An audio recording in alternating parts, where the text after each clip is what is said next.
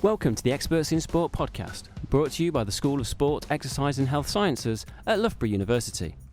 Today I'm with Kirsty Burrows, Head of the International Olympic Committee's Safe Sport Unit, Professor Yetsa Tuakli-Wosornu from Stanford University, and Professor Daniel Rhind from Loughborough University.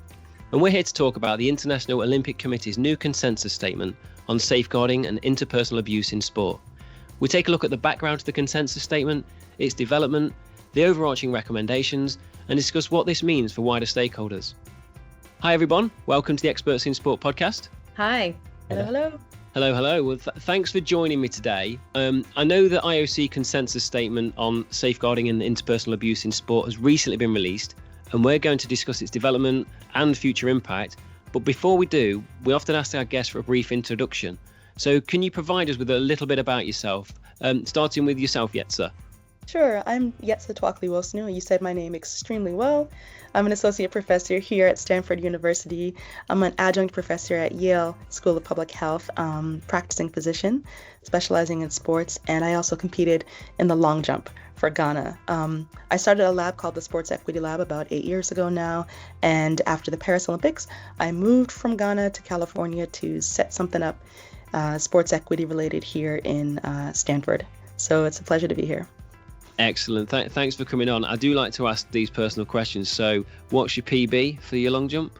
Oh, thank you. 6.53. And let me just say, thank you for asking that, because if World Athletics is listening online, it's not accurate. It's not that it's a continuous point of contention, but it kind of is, obviously. Definitely. So if they can change that and get it right, we'd appreciate it. Yeah, deeply. Excellent. Thank you. You've got to follow that up now, Kirsty. Over to you. Well, I don't have any kind of such impressive personal best to report on, at least definitely not in athletics. My sport that I practiced when I was younger is not Olympic sport, it's ballet. But my name's Kirsty Burrows. I'm really pleased to be here with you today. I'm head of Safe Sport, head of the Safe Sport Unit for the International Olympic Committee. So the two big topics under our portfolio are safeguarding from interpersonal violence in and through sport, and also mental health and well-being. Thank you, Kirsty, and thank you. Ballet background. So, Daniel, over to you. Absolutely, yeah. Hello. So, definitely not a long jumper or a ballet dancer. My name is Daniel Rhind. I'm a professor of safeguarding at Loughborough University. Firstly, I'm a lover of sport. That's the first thing to say. I just love sport for what it can do, what it can achieve. I'm registered blind. So when I was younger, I played very much on the recreational level, blind football and cricket and golf. And so I come at this from a position where I love sport. And then I found out actually it can be a place where brilliant things happen, but also where negative things can happen. So I wanted to do something about it. Hence my research over the last 20 years has been along that lines to try and achieve the ultimate aim of safe sport. Brilliant. Thanks, Daniel. And obviously, I know you've all been involved in developing the consensus statement. So we're going to get into that and the details. But before we kind of do, can you give us some background on why this topic's really important and what's made the IOC take action to develop this consensus statement?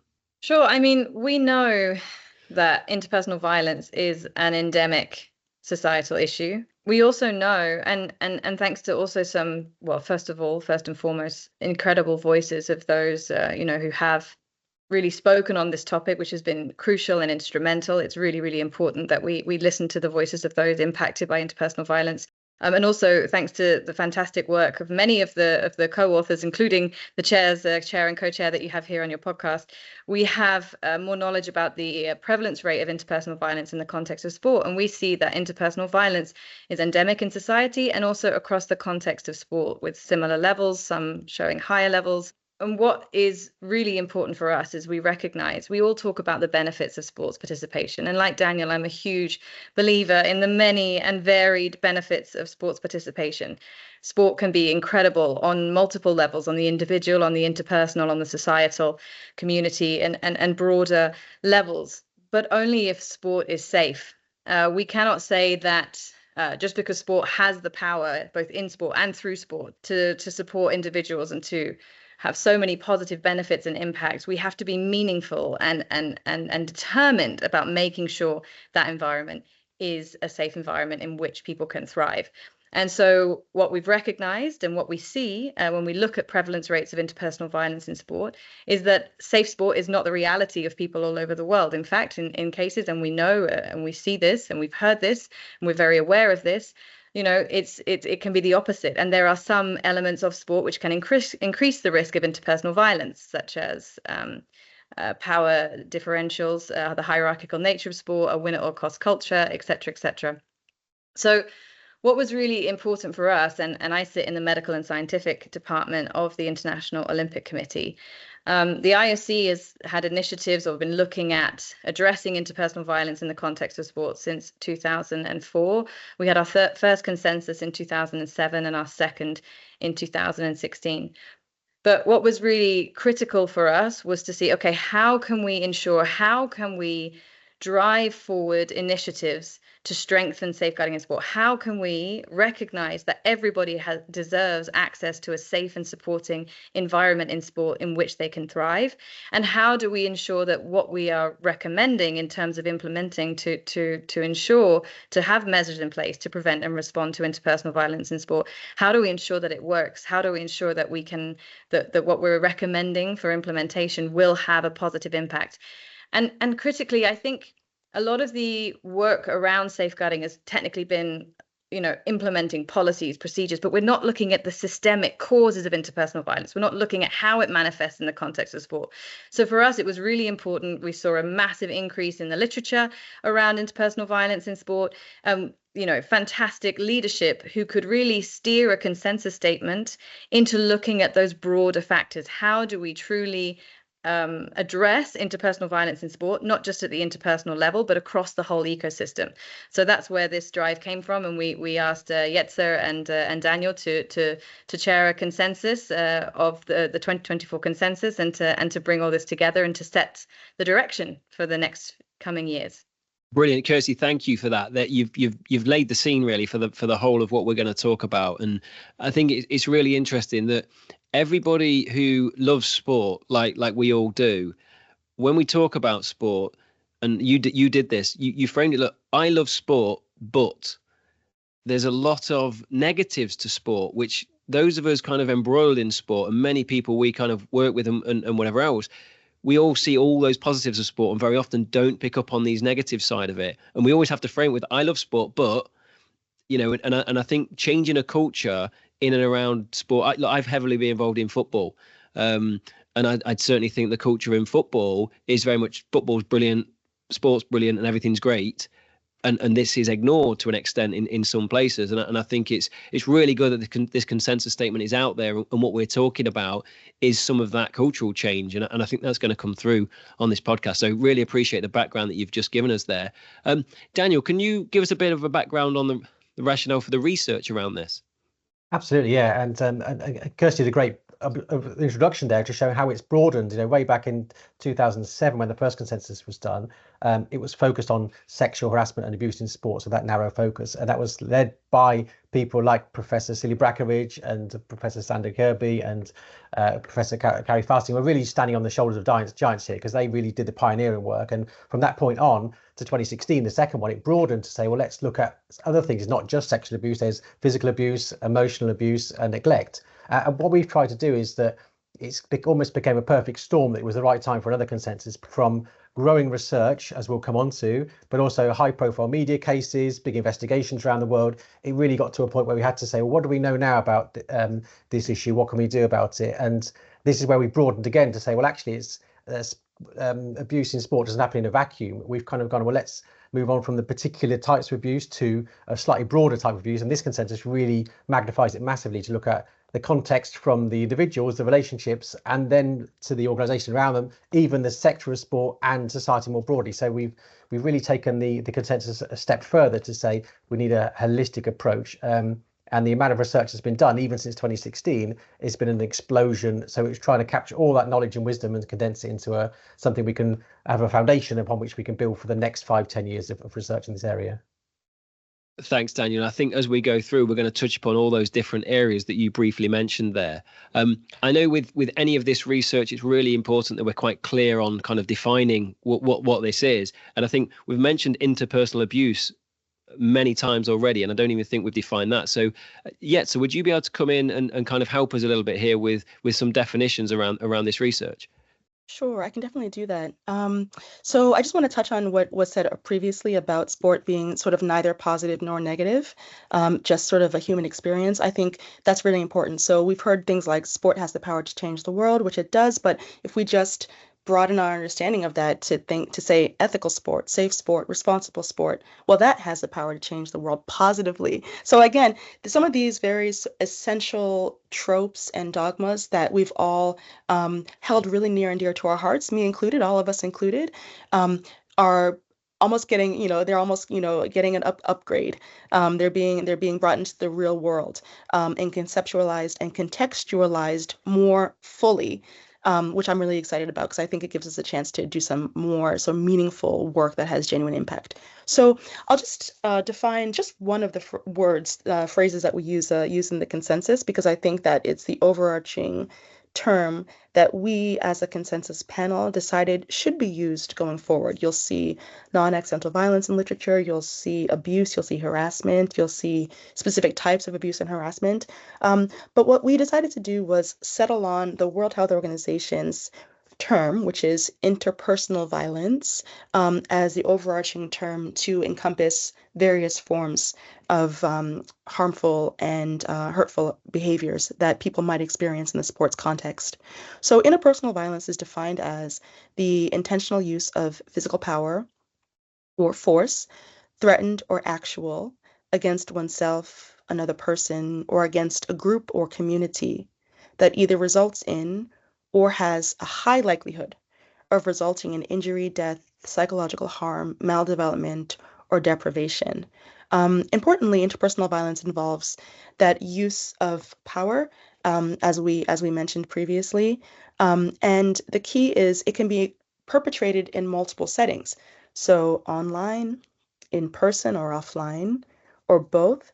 It can also take multiple forms. So that overarching term, interpersonal violence, does include physical aspects, psychological aspects, sexual aspects, and then deprivation or neglect, as in the definition itself.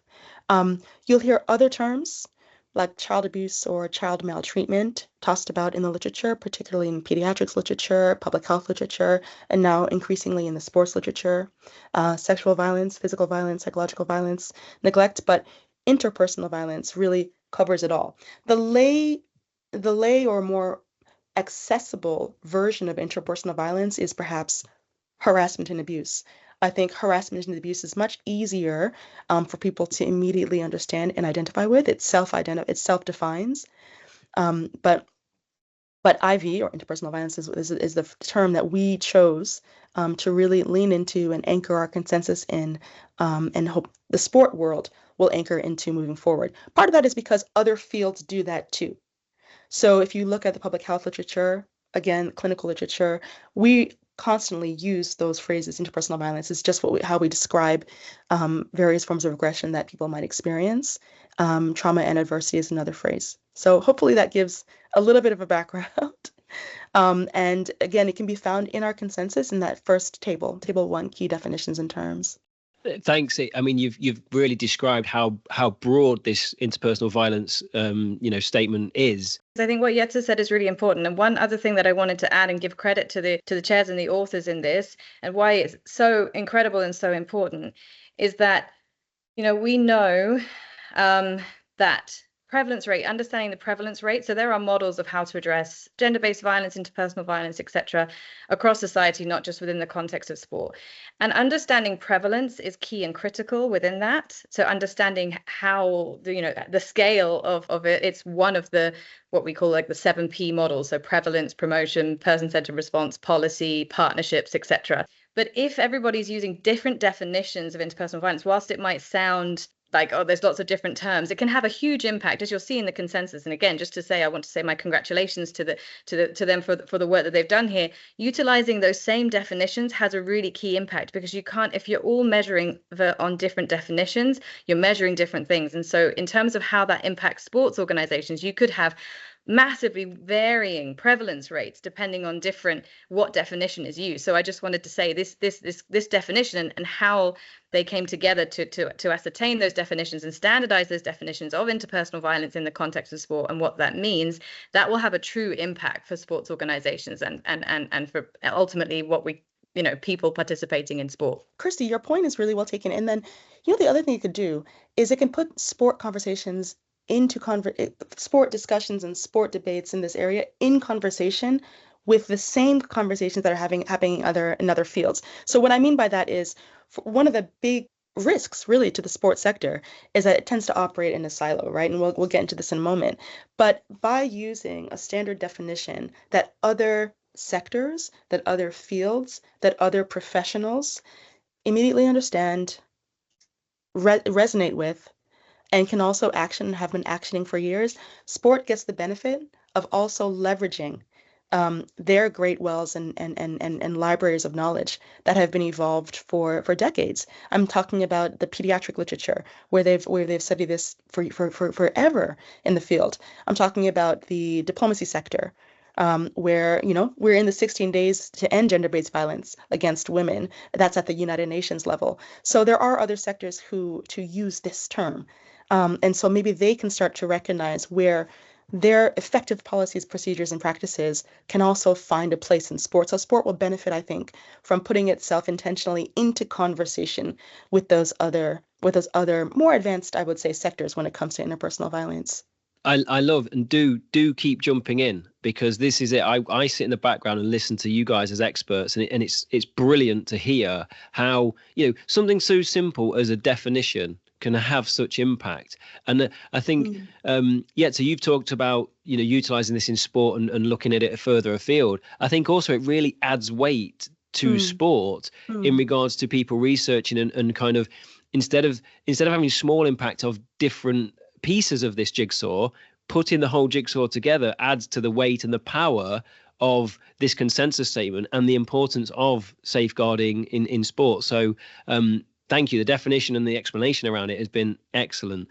It puts the pressure on Daniel now, because Daniel is going to have to tell us briefly how he's been able to, how you've put the methods together to actually bring this consensus statement together. And as you've just said, this kind of definition covers such a vast array of topics that it's probably been quite vast to kind of research. So Daniel, over to you.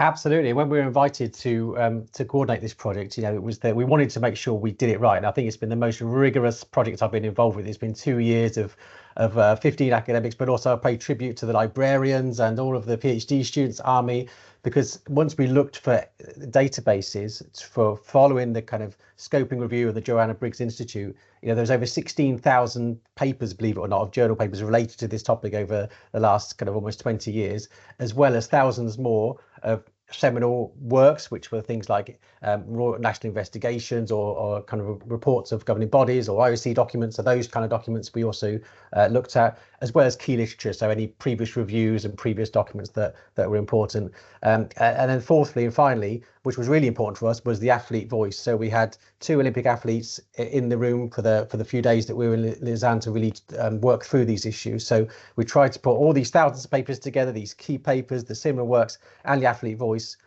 all in together. And clearly people can read all the details of the methods in the paper, but because it's important we get onto the kind of the findings. But yeah, I'd say it's the most rigorous 2 years process we've ever done. So we're proud of what we've done to get to that stage. I think it's important there. You've added about the athlete's voice in there, which I think we'll talk about as we go through. And I think there's other pieces you talked about children as well. So can we get into that then? Can we get into the findings and the most important pieces that you've found from this research? So Yetsa, do you want to express the findings? Sure. So what Daniel said is true. It's very rigorous, and I think all of us brought our different backgrounds and our experience, but also our expertise. I'm trained as a molecular geneticist and as a public health scientist, as a researcher. And so for me, the important thing when it comes to molecular genetics perspective was to be rigorous about identifying mechanism. Why does something happen?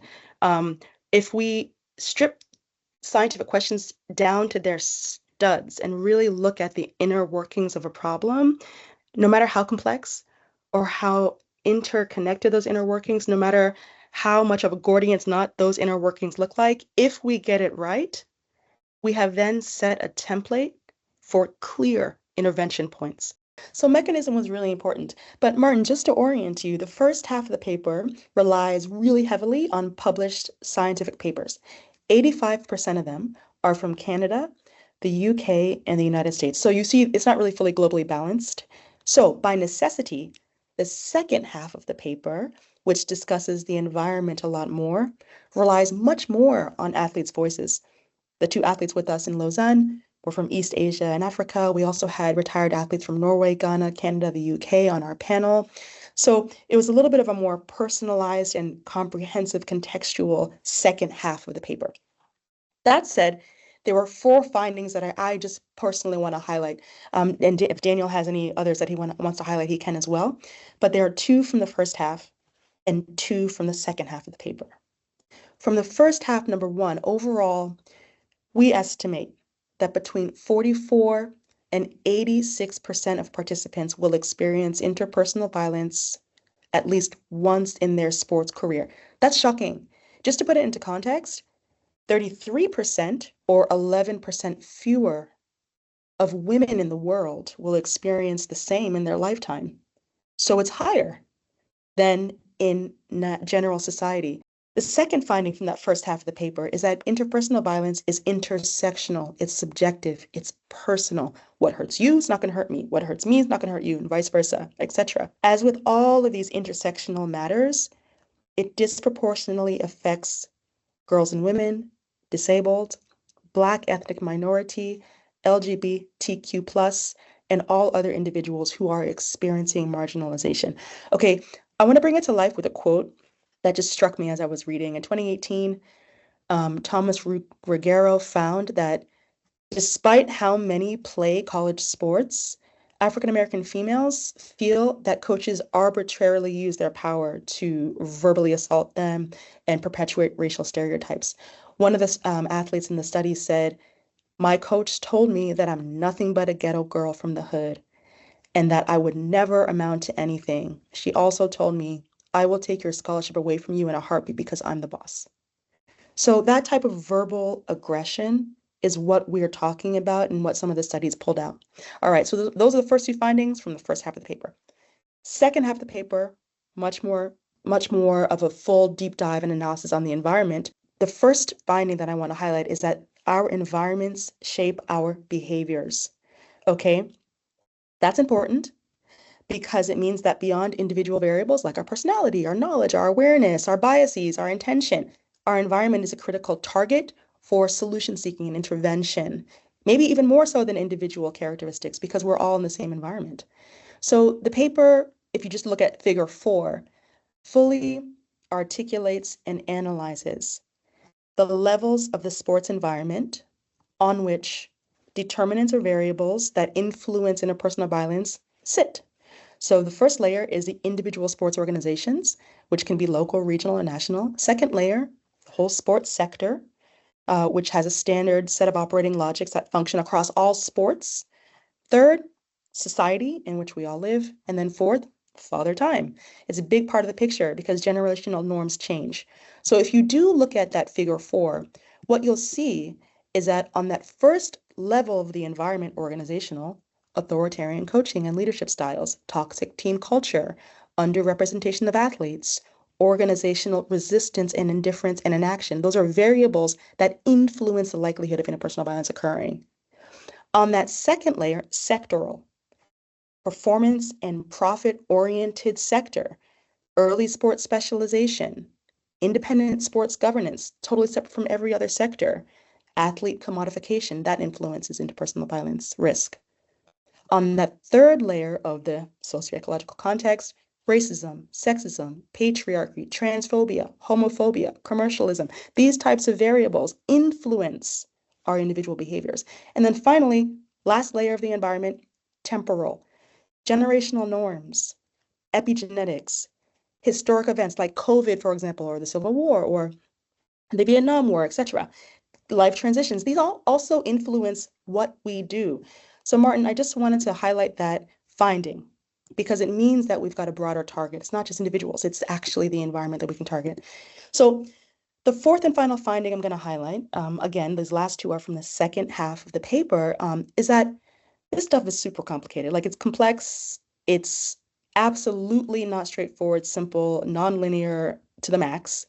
And so really an ounce of prevention is worth a pound of cure. The appropriate response to all of this is multi-pronged. We call for systemic structural reforms like increased education, trauma and balance informed for everyone in sport, cooperation across sport, state, and civil society agencies. But because it's so personal, we took a little risk at the end. Daniel and I kind of went back and forth about this, whether we were going to do it. And we said, we're going for it. And we appealed directly to the readers. We directly but lovingly called for them to really challenge themselves, to remember why they went into sport in the first instance, how they want to feel in sport, how they want others to feel in sport, asking them to show up to their role with mutual care, respect, and integrity. And so, you know, as I mentioned before, the data set is not fully fleshed out. And so until we have a full, globally balanced data set, we have to appeal to people's sense of personal accountability, because people doing their part is part of the solution.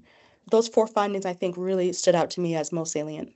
Yeah, I think what Yetsa said there was very interesting about the 44%. If we just take that as a minimum level of experiences, so anybody listening to this, you think about any sports team in the world, you know, if it's a football, cricket, rugby, that means 4 people of the team that you're watching is likely to experience some form of interpersonal violence in sport in their career. So that's on every team you could think of. Even if it's individual sport, athletics track, that would be 3 or 4 that lining up in a race, or 3 or 4 swimmers in a race. And when you start to visualize it like that, the 44% suddenly becomes much more real and powerful when you imagine people on a pitch or a court or what have you, compared to a number. So I think it's important to sort of humanize this and see that actually whenever you're watching sport, there's likelihood that somebody would have experienced interpersonal violence in that setting. So I think that's very powerful and brings it home to people that actually this is something that doesn't happen in your context or doesn't happen in your place, and that we can sort of put our head in the sand. It's more like, actually this happens and it's inevitable. It's not, I hope it won't happen. It's inevitable that you will interact with people in sport who have or who are or will experience interpersonal violence. So I think that's an important reflection. And the second one was related to what Yetsa said at the end in terms of environmental factors, is that I think what sport is very good at is recognizing the importance of teams for performance. So whether that's literally team sports or even in the individual sports, that's often success is due to a lot of team members around them, entourage and coaches and then governing bodies and etc. And I think what safeguarding needs is to see that actually safeguarding is a team sport as well, so that it's not just one person's role. Like in sport, if everybody plays their small part as a collective, we can create a safe space or create a space where interpersonal violence can continue because people are either not doing anything, or they're not feeling able to intervene, or bystanding carries on, or people can't report. So I think if we see safeguarding as a team sport, and then therefore really reflecting, okay, what's my role on the team and how can I help, then that will be really powerful. Using the kind of ethics of sport and the focus of sport and applying it to safeguarding in sport, I think could be a good way forward. I think, as Yetsa talked about as well, the social ecological model and the individual, interpersonal, the environment, the club, the culture, and then everybody having an individual role within that to make difference and change, highlighted with what you've just said there about, you know, 4 out of 10 people have experienced this. It's huge for people to actually take this on board. And many of us have multiple roles. Some of us are players at one point, and we're coaches at another point, and then we're administrators at another point. And actually, you know, trying to take yourself away and put yourself in that individual context in every single situation you're in to kind of make an impact on this, I think is a really important piece that we can all take away from this. Yep, absolutely. And it's making it really achievable, small things. As soon as it becomes a big thing, people just don't act because they say, oh, I'm too busy, or I'll do that next week. So it's just asking those simple questions, or doing those small checks, or engaging with training opportunities, and small achievable steps forward. Suddenly you go a long way along the journey. So yeah, you're absolutely right, man. You mentioned the societal kind of piece, and you mentioned kind of society pervaded into sport.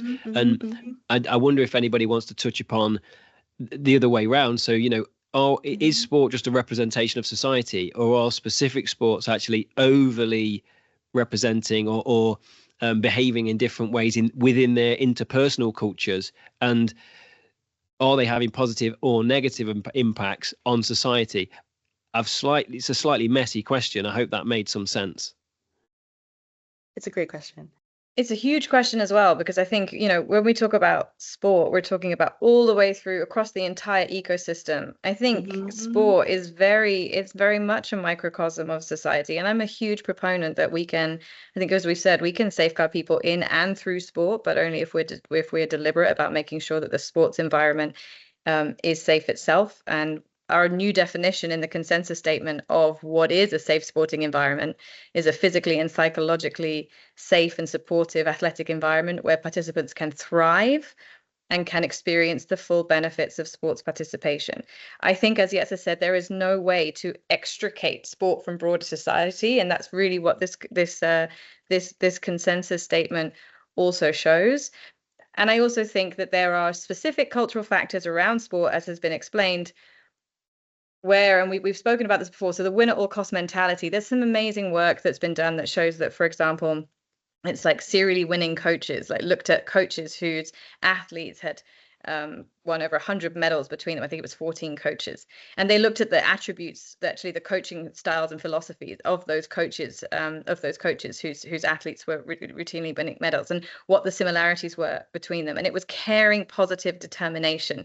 It was respectful. It was recognizing the athlete as an individual, as a person, not an athlete, a person, a child, or however, but not as, putting the person first.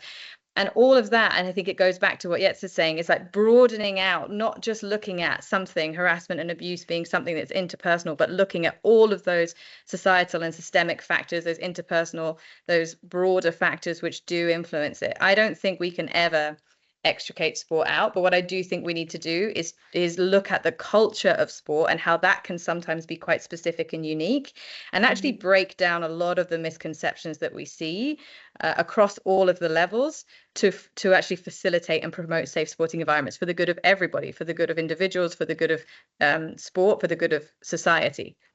I know it's a broad question, and I have to just jump in on that. I'm so sorry, because I love the idea of sport being a microcosm of society, and I think it's a microcosm plus. I actually think sport is it could lead, I think, in some of these conversations about how to treat each other well, how to work together as a team, how to set high expectations of ourselves, because I think, during all of my years of training as an athlete, I know, Daniel, you were mentioning that my experience in sport is helpful in terms of it being brought to bear on the work. Even when I was young, I know that sport naturally over-indexes a lot of positive elements of society, naturally over-indexes learning and growth and passion, and over-indexes teamwork, because you're not going to do well unless you rely on and also are reliable for those around you in sport. And naturally over-indexes a learning relationship between someone with expertise and someone who has a huge amount of talent and passion. So I think sport is a microcosm of society, plus it could be better and play a leadership role in showing society how to do things. I think passion industries like sport really fuel humanity. And so if we get our house right, if we find a way to get back to the positive elements and virtues of sport and have those overemphasized in recreational all the way through to elite sports environments, I think that it could serve as a great pedagogical cultural lever for the rest of society, even though it's in that society, if that makes sense. So I'm an idealist when it comes to sport and what it can do. I think it has a greater purpose for all of us. And I think that most people go into sport with that initial passion, no matter if you're a doctor, a safeguarding officer, a head of a safe sport unit, a coach, a parent, or an athlete. And so we have a chance to take that self-selected group and model a different way, a more holistic way, a more wholesome and healthy way of being for the rest of society. So that's my 2 cents on sport not being an exact copy-paste microcosm of society. I think it's a copy-paste plus. I like the concept of the microcosm plus. I like it. The positivity of sport. And we've all got that passion for sport, but there's a huge acknowledgement that we could do better and there are problems. So that's brilliant. Kirsty, you mentioned physical and psychological side of things. And there's so many kind of roads we can go down with this. And you've also mentioned recreation all the way through elite. And I think there might be somewhere where we can touch upon the difference or the perceived difference around that.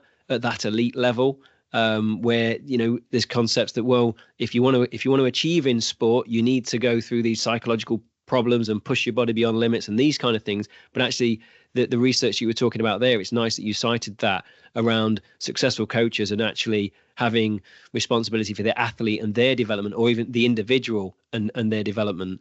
So I think that's really important to get that message across, that, you know, this can be achieved. You don't have to have this historical understanding, or I suppose a historical bias, that, you know, to get to this elite level, you kind of have to go through these things that we're now accepted are probably not right for especially young people. And I know that some of that is part of your research.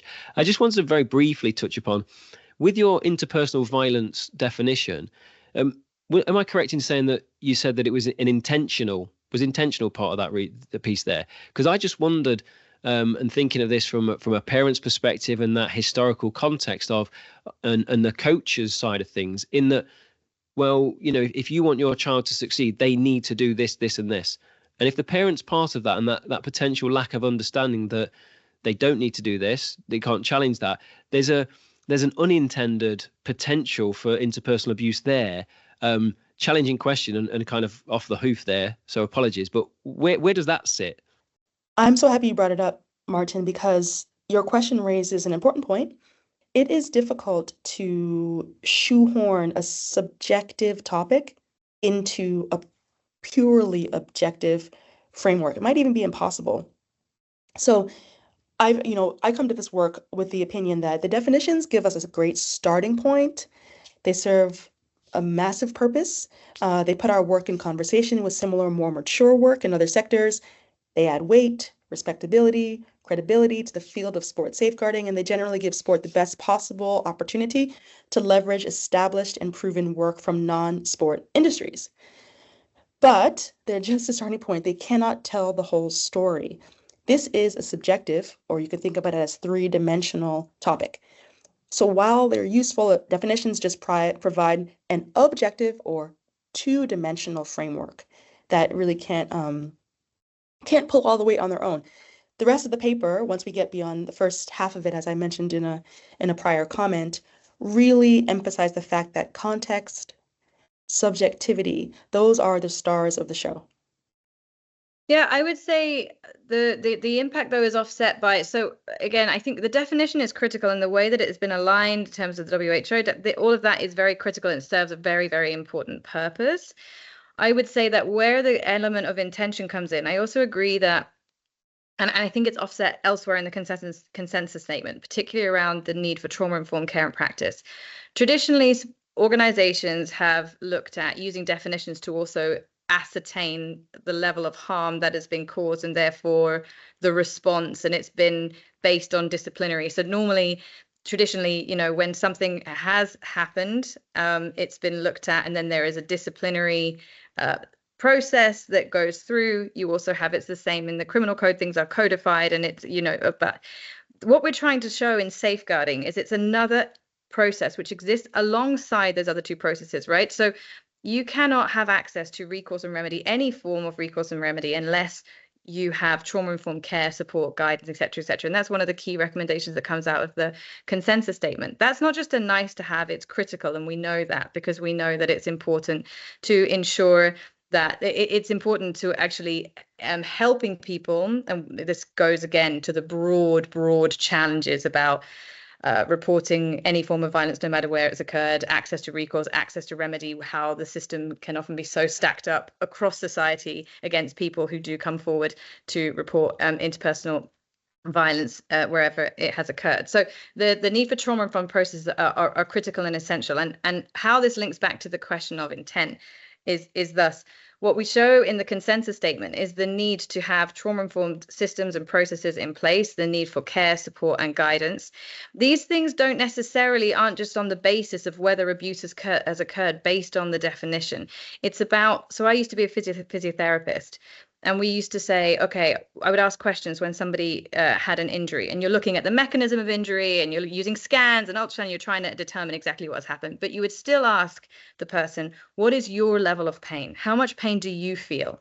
And that is subjective, right? Pain is subjective, but it is important and it is essential and it is a factor that you have to take into account. It's just as much the same. Now, it doesn't necessarily tell me what the injury was, but it does tell me how I need to move forward and to treat and to ensure support is available for that person. And it is just as valid as the diagnosis itself. It's still something critical that we need to be able to address.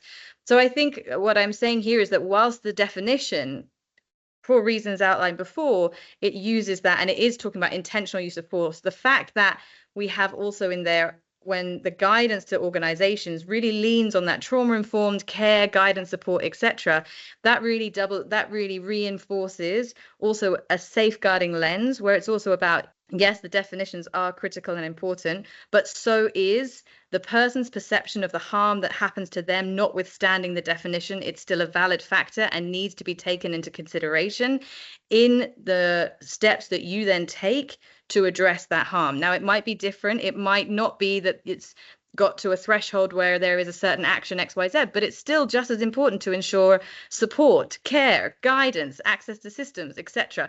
And that is just as important as valid. So we're moving away from a system which is purely, and I think in general, sports systems, it's been, a lot of the systems, we've seen kind of an overlay approach where the same systems that you might be using for other integrity breaches are being applied to safeguarding. And I think this consensus shows also why they are completely very, very different, right? Which is also fantastic. And those systems around those other integrity issues, and I say integrity with inverted commas because I think safeguarding is a very separate, but with intersections, but separate. It's been on processes and been on definitions and processes and steps and XYZ. And that essential element of care, support, well-being, trauma-informed services, systems, etc., is not part of those. And so I think this consensus is also pushing a new paradigm where we're saying about these are parallel systems, and the safeguarding system, the well-being of the person, is just as critical, fundamental to ensure. And for me, without that, we can't move forward in strengthening safe sporting environments. Sorry, long answer. No, but great answer. And I was unsure whether I should ask that question, but I think you've answered it really, really nicely and kind of brought it back to the consensus statement and kind of where we are now. So, really appreciate the depth that you've gone into with that answer. I'm conscious of time, and I could speak to you guys all day about this. So I want to move forward if we can and look at the overarching recommendations that you've given from the consensus statement. So we've got 5 overarching recommendations that are addressed to everybody in the sports ecosystem. Number 1, address safe sport as everybody's responsibility. Number 2, recognize that safe sport is for all within the sports ecosystem. Number 3, encourage awareness, adoption, and implementation of current scientific knowledge on safeguarding in sport. 4, encourage sport that is athlete-centered, emphasizing mutual care and respect. And number 5, outreach to unheard voices and integrate global perspectives into safe sport. Great, thanks, Yetsa. And I think what's important to think about, whoever's listening to this podcast, no matter what your role is or your link with sport, there's links to those recommendations for you. So I would encourage people to reflect on what's one thing they could do to help make a safer sport, whether they're a leader in sport or a parent or a coach or an athlete or a researcher. What role do you have to play to make sports safer? And also, how can you do that in a way which encourages more diverse voices and has a trauma-informed approach? Because often these things are, safeguarding can be a long policy on a website or procedures that don't seem very user-friendly. And what I think is important for the consensus is that we have all this wisdom, but actually each person who's listening makes one small change and they make more changes in the other people that they interact with. That ripple effect is so powerful that can either make sport a place which is safer for everybody, or can actually create a place where it's abuse and power can exist. And so I think those small nudges and changes in behaviour, rather than thinking, oh, this is such a massive thing and I'll do it in the future, or it's too big for me to change, or what influence do I have? I think in reality, actually, if each of us make one small change and just speak it to an athlete, how are you feeling safe? What makes you feel safe in my environment? Or if you're a leader, what training and skills and obstacles can you remove for people that you work with? So I think that's an important message for anybody who's listening, is that you interact with sport in some way. So it's thinking about how could you learn from those recommendations to make one change tomorrow, and then maybe one change next month, and then maybe one change in a year, so that you kind of do something that's actionable on the back of those would be a great way for us to start implementing the change. To summarize what Daniel said, it starts with each of us, but then it takes all of us. I think that's a really easy way to understand that, yes, I have personal responsibility, and it's not all on my shoulders either, as the coach, as the parent, as the athlete, as the safeguarding officer. Actually, it's going to take all of us as anything structural. But along with those 5 overarching recommendations, we then have 5 guidelines, which hopefully can help guide behavior for all within the sports ecosystem. And so the first one was prioritize relational health. We think about mental health, we think about physical health, we think about financial health. And relational health is a concept that has emerged out of the pediatric literature very recently. Healthy relationships are safe, they're stable, and they're nurturing. They're more empowering than they are motivating.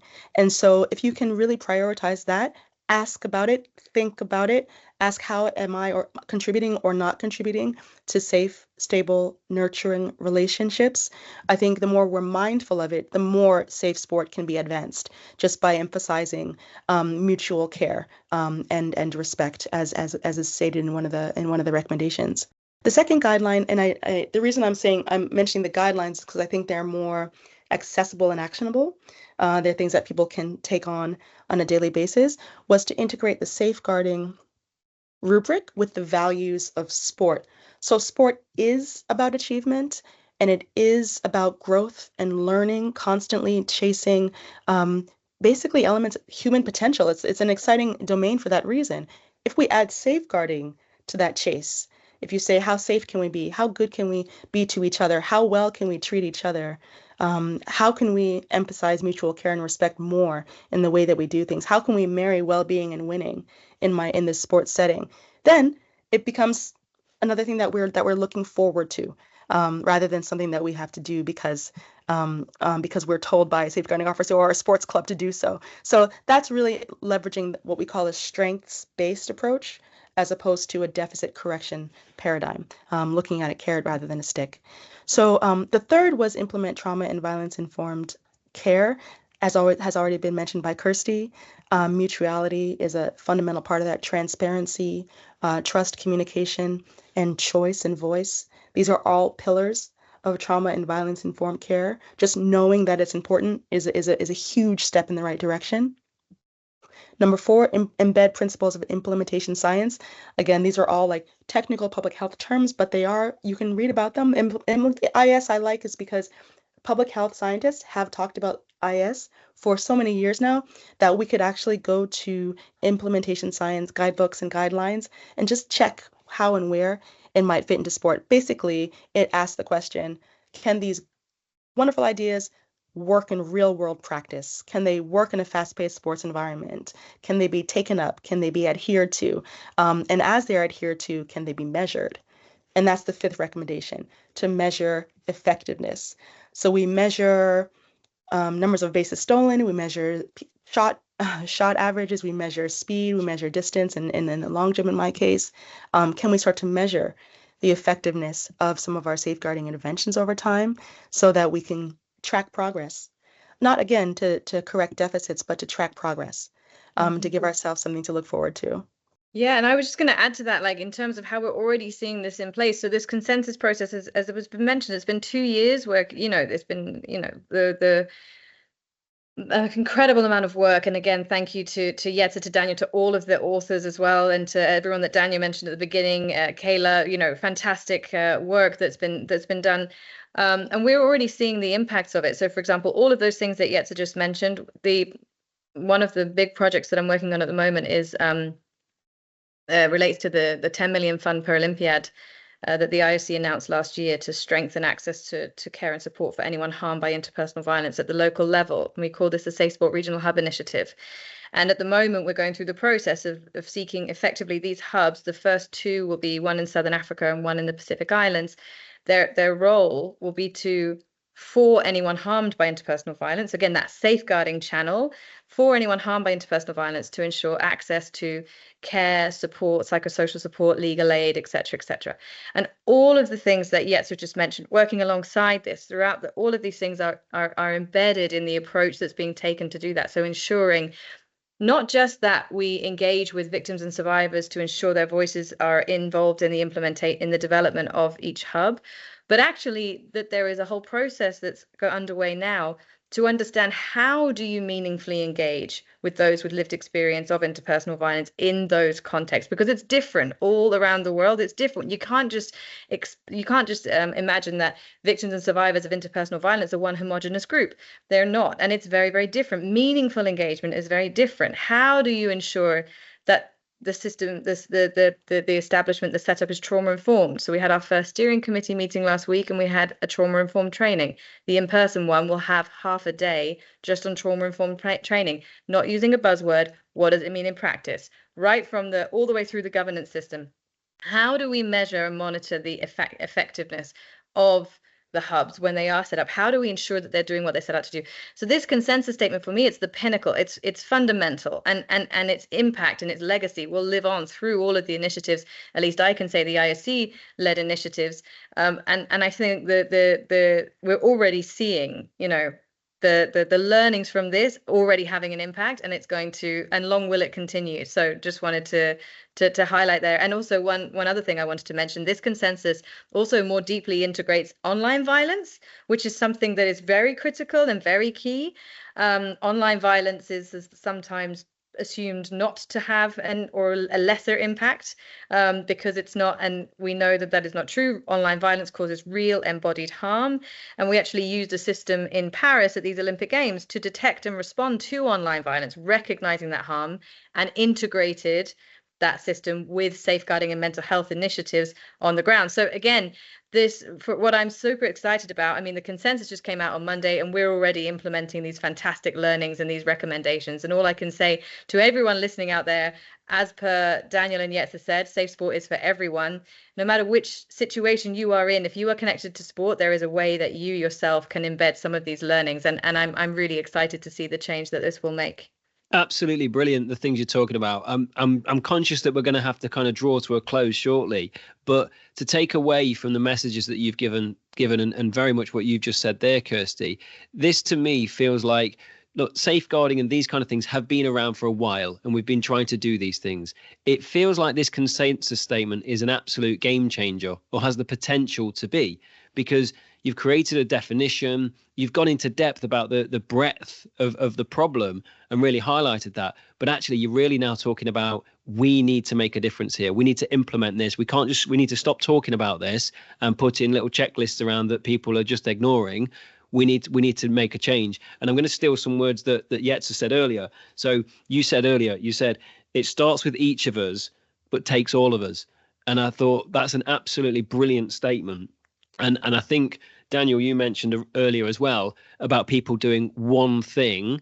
What can they change? So I'm going to hopefully leave and conclude with you guys. So I want you guys to let us know what one thing do you want to happen from this consensus statement?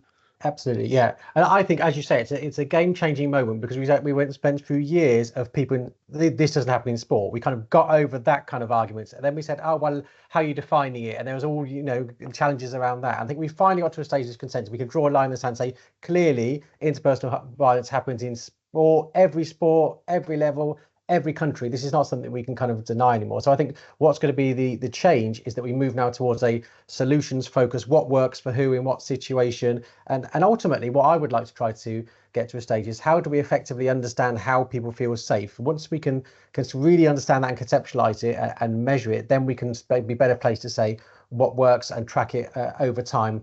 And that concept of relational health will be very helpful in that drive, because we have mental health and physical health, but how often do we think about how healthy our relationships are? So I think the one key change will be that shift now from saying, let's look at the problem, to let's look at the solution. Thanks, Daniel. Follow that one, Yetsa. Man, I mean, the one thing I hope that people in sports will do from this is to see themselves in the work and to see safeguarding as part of who they already are. I mean, most people I know in sports are a passionate, dedicated, they're accountable, they're curious, they want to learn and grow, they're chasing excellence all the time. They pay attention to detail. And so we gave readers this depth and breadth of analysis because we have high expectations of them. We know our audience. And we also believe that they can reach those expectations. So we have confidence in you. Please have confidence in yourself. See this as part of something that you already are doing and part of who you already are as sports people. And embrace it with the same passion and curiosity and enthusiasm that you embrace everything else in sport. Excellent. Kirsty, I've given you a tough job because Daniel and Yetsa have just smashed it out of the park. So, bring it home. Yeah, and actually I was gonna, like, both of those things, I think, it's really interesting when you work in this topic. You're often not the most, well, me personally, not the most popular person at a dinner table because, when you talk about, so what do you do? And obviously those of us that work in this space, you can see we're extremely passionate about it. But a lot of the time, and I talk about this just across, so I'm also a member of the Council of Europe's pool of European experts on safe sport. And the Council of Europe, they have a statistic in the Start to Talk campaign that talks about in Europe, in society, 1 in 5 children are the victims of sexual violence. No one wants to know that. In fact, they always challenge the stat. They say that can't be right. The stats must be wrong, and it's really, and I think oftentimes it's champions like Yetsa, like Daniel, like the co-authors, like the people that work in this space who are having to actually help people to understand this is a huge issue across all of society and everybody has a responsibility to pay. Like Yetsa said, see yourself in this.